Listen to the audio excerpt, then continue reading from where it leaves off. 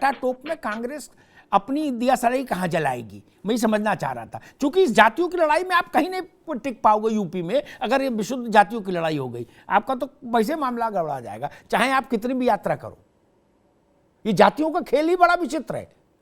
खैर भैया मनोज पंडित जी, अच्छा आप लोगों को भी हाथ जलाओ चाहे पैर जलाओ चाहे उंगली झुलसे चाहे हथेली, लेकिन कंचे बीनने का शौक आप लोगों का भी बड़ा विचित्र है। क्या बीन बीन झोले में रखते रहो हैं, बाद में वही गले में फंस जाते हैं। क्या तो ना उगले ना कुछ, क्या करो क्या नहीं करो। अब स्वामी प्रसाद मौर्य, पता नहीं कितने लोग जानते हैं उनके बारे में पूरा। स्वामी प्रसाद मौर्य जब तक मायावती के छतरी के नीचे नहीं आए थे, नितिन भाई जी को पता होगा, तब तक उनकी राजनीतिक हैसियत कुछ नहीं थी। ये मायावती का औरा था जिसने स्वामी मौर्य को स्वामी मौर्य बना दिया। अगर मैं गलत कहूं तो टोक देना भैया, ठीक। उसके बाद जो और ताकत उनको मिली, मिष्टान्नम मधुरम प्रियम तमाम तरह की, नितिन जी, वो मिली जब भाजपा कंचे बीनने अभियान में चली है और 5 साल उनको मंत्री बना के रखा, ठीक। ऐसा कभी नहीं हुआ कि स्वामी मौर्य अपने प्रताप से निज भुजबल में बैर बढ़ावा, ऐसा भाव उनके पास कभी नहीं रहा। और समाजवादी पार्टी ने उनको वैक्सीन समझ के लॉन्च किया, क्या वो अपनी सीट हार गए, अखिलेश यादव को मुख्यमंत्री क्या बनवाएंगे। इसलिए ये भी नहीं, स्वामी मौर्य का जो कुछ हो रहा है वो क्रेडिट गोज टू बहन जी। हाथी ने उनको आदमी बना दिया, उससे पहले तो बहुत सामान्य व्यक्ति थे स्वामी प्रसाद मौर्य। भैया मनोज पंडित जी, अब तो मामला फंस गया। इधर राम मंदिर में रामलला की मूर्ति विराज रही होगी 14 जनवरी 2024 को है, और इधर रामायण के खिलाफ स्वामी प्रसाद मौर्य और समाजवादी पार्टी प्रदेश भर में शंखनाद कर रही होगी। अमिताभ जी, कुछ नहीं होने वाला। मैं बता दूं आपको, स्वामी प्रसाद मौर्य वही स्वामी प्रसाद मौर्य हैं जो ये कह रहे थे चुनाव में कि हमने मायावती जी को 4 बार उत्तर प्रदेश का मुख्यमंत्री बना दिया, और आप कह रहे हैं कि मायावती जी ने मौर्य जी को बना दिया। हाँ। तो ये जो बड़ बोलेपन है ना, अभी इसी चुनाव की बात है। अभी इसी चुनाव में ये कहते थे कि हमको कोई हरा के दिखाए, अखिलेश यादव को हम यूपी का चीफ मिनिस्टर बना रहे हैं, घोषित कर रहे हैं। तो ये अघोषित लोग हैं, इन्हें ये नहीं पता कि क्या बोलना है और क्या नहीं बोलना है। और रही बात ये कि समाजवादी पार्टी के राष्ट्रीय अध्यक्ष, जो आपने कहा कि राजीव गांधी की तरह, उनके साथ भी कुछ ऐसा औरा है, कुछ ऐसे 4-5 लोग हैं जो सिर्फ उनको सलाह देने का काम करते हैं, और वो सलाह वो देते हैं कि जो उनके हित में हो। तो मेरा मानना ये है कि कहाँ तो वो 2 दिन पहले कार्रवाई करने की बात कर रहे थे कि राष्ट्रीय अध्यक्ष जी के संज्ञान में ये बात आ गई है और वो कार्रवाई होने वाली है, और कहा रातों रात उनका प्रमोशन हो गया। तो इस बात से ये साबित होता है कि इनका मानसिक स्तर कहाँ पर है। आप देख लीजिए कि मानसिक स्तर इनका कहाँ पर है। इनकी अपनी सोचने समझने की शक्ति नहीं बची।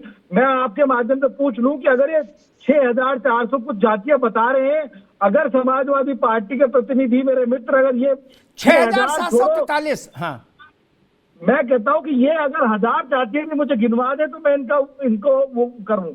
आप चूंकि ये सब चीजें हैं, तो हवा में बात करने का तो मतलब नहीं निकलता। आज उत्तर प्रदेश की जनता जानती है कि उसका भविष्य कहाँ सुरक्षित है। भारतीय जनता पार्टी प्रवक्ता, तुम्हें कसम है, भागना नहीं डिबेट छोड़ के। अमिताभ जी समय दीजिएगा, यही रामचरितमानस सहित पूरी जातियां गिनवाऊंगा। नहीं मानस नहीं गिनवाओ, जातियां गिनवाओ। पूरा रामचरितमानस भी बताऊंगा, मानस छोड़ भाई, मानस धर्माचार्यों के लिए छोड़ दो भाई कि ये डिबेट छोड़ के भागे नहीं। इनको कसम देता हूँ डिबेट छोड़ के भागे, और आप पूरा टाइम दीजिएगा, चाहे ये डिबेट 2 घंटे चले, समाजवादी पार्टी के लोग करते हैं, भारतीय जनता पार्टी के लोग नहीं करते। लेकिन एक मिनट दोनों को रोकूंगा, लेकिन ये जो बताने की बात है ये गूगल से नहीं होगी। एक मिनट रुकिए, मैं सबसे कह दूं, अब मामला बड़ा रोचक हो गया। ये 6443 जातियों का जो डिस्क्रिप्शन है ये गूगल से नहीं होगा, ये कंठस्थ, जैसे ओम प्रकाश राजभर को 10, 12, 15 जातियां कंठस्थ है। चौपतियां पढ़ी जाएगी, पूरी रखी हुई है यहीं पे। चौपतियां पढ़ी जाएगी, पिछड़े वर्ग का पूरा सर्टिफिकेट मैं दूंगा। मैं पिछड़े जात से आता हूं, मैं पढ़ूंगा अमिताभ जी। नहीं, फिर तो बीपी मंडल की रिपोर्ट नहीं पढ़ देंगे, फिर बीपी मंडल की रिपोर्ट नहीं पढ़ दें ना। संविधान कंठस्थ कितनी है भैया? हाँ बताओ मनोज जी। अमिताभ जी, मैं अधिवक्ता हूं, संविधान लेकर बैठा हूं, लेकिन रटा नहीं होता है। कोर्ट में भी मौका दिया जाता है, किताब से पढ़ते हैं। कोर्ट में भी आप मुझे बताइए कि क्या आपके लोग, क्या आपके नेता, क्या आप ये बताइए कि क्या समाजवादी पार्टी तय करेगी कि रामचरितमानस सही लिखा गया गलत? क्या आप किसी के धार्मिक ग्रंथ को फाड़ेंगे, जलाएंगे? क्या आप हिंदू नहीं है क्या?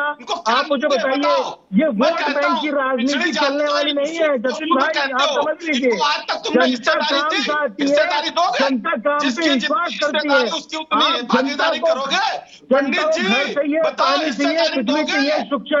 सुरक्षा चाहिए, आप समझ लीजिए। ये बात अब भाजपा वाला गेम खत्म हो गया। ये वही तो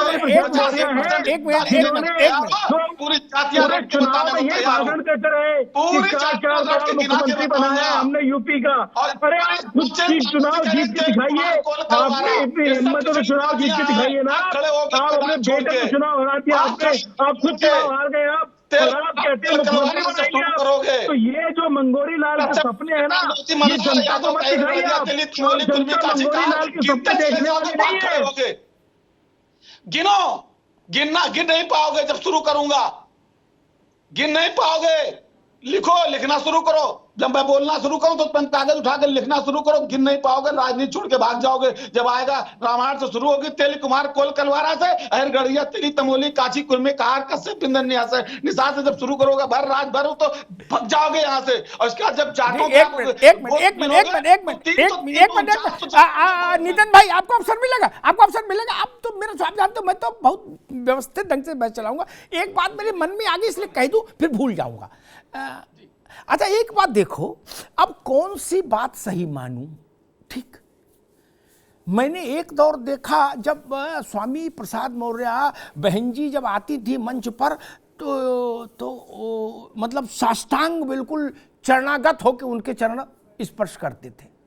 ठीक, और कहते थे कि भाई यही अवतारी हैं। उसके बाद 5 साल वो मंत्री जो भी नितिन भाई कह रहे थे कि भाई पिछड़ों को, दलितों को अधिकार दोगे, हिस्सेदारी के नहीं। मौर्य जी ने घोषित किया कि पिछड़ों को अधिकार देने के मामले में अगर कोई पार्टी है पूरे विश्व में तो भाजपा है।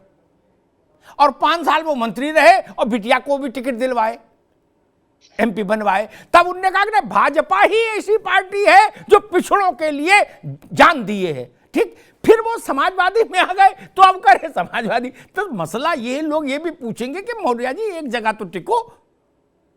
एक दौर में मायावती पिछड़ों की हितैषी थी, दूसरे दौर में भाजपा, तीसरे में ये बिटिया अभी भी भाजपा में है।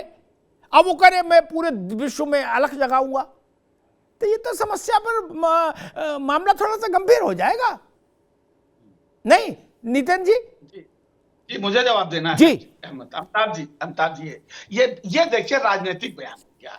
जो नरेश अग्रवाल जब समाजवादी पार्टी में थे तो सुबह शाम तक नेताजी आदरणीय अखिलेश यादव सब कुछ होते थे। भाजपा में चले गए तो शाम को ठर्रा और विस्की में राम बताते थे। आज भाजपा में चले गए तो सब शुद्ध हो गए। मधु अग्रवाल जी, नवाब साहब, जितने नाम, अशोक वाजपेयी जी, जो सपा में था तो सपा के नेता अच्छे, बसपा में होगा तो बसपा के नेता अच्छे, और भाजपा में जाएगा तो जय श्री राम कहेगा। ये देखिए राजनीतिक बयान, जो जिस पार्टी का माला पहन लेता उसका बोलता वो विषय नहीं। यहाँ समाजवादी विचारधारा की लड़ाई है।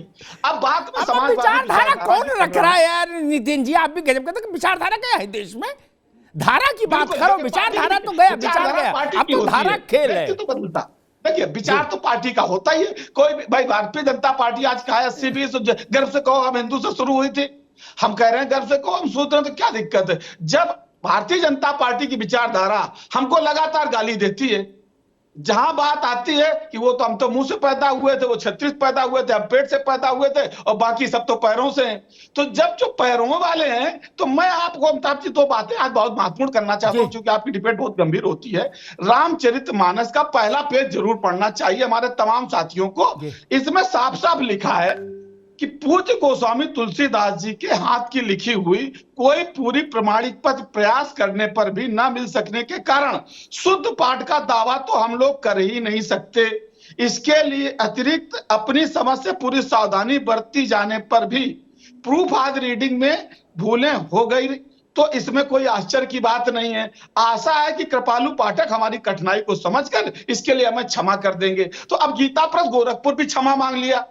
इसके बाद उन्होंने कहा है कि तुलसीदास जी के हाथ की लिखी कोई प्रति मिली नहीं है, जो हमने लिखा है वो अपने आप से, और तमाम सारे नाम जोड़ दिए उन्होंने। एक नागा बाबा थे, विजय रामदास जी थे, और ये श्री विजय आनंद जी महाराज त्रिपाठी थे। इनके सहयोग से हमने चौपाइयां अपने आप बढ़ाई हैं। तो इसलिए रामचरितमानस में हम तुलसीदास जी को तो कुछ दोष दे नहीं सकते कि उन्होंने जो लिखा है वो गलत लिखा है, सही लिखा है। अब इसके बाद दूसरा कांड आप देख लीजिए, तो गोरखपुर की हो गई। दूसरी ज्वाला प्रसाद जी की रामायण जो है, जो बंबई छापाखाना छपी थी, उसका पहला पेज अगर आप पढ़ लेंगे तो उसमें उन्होंने कहा है हमने झूठ लिखा, छेपक प्रसंग 28 प्रसंग उन्होंने बताए कि ये मैंने छेपक है। और उसको सुन लीजिए, पंडित जी जरा तुम्हारे स्तर की बात नहीं है। डिबेट इस विषय पे हो रही है, गोस्वामी तुलसीदास जी दम भर रहे हो, वो नेता क्या करते हैं? ये डिबेट इस विषय पे हो रही है, ये इस विषय पर आप डिबेट को गलत करके ले जा रहे हैं। आप डिबेट को गलत धारा पे ले जा रहे हैं।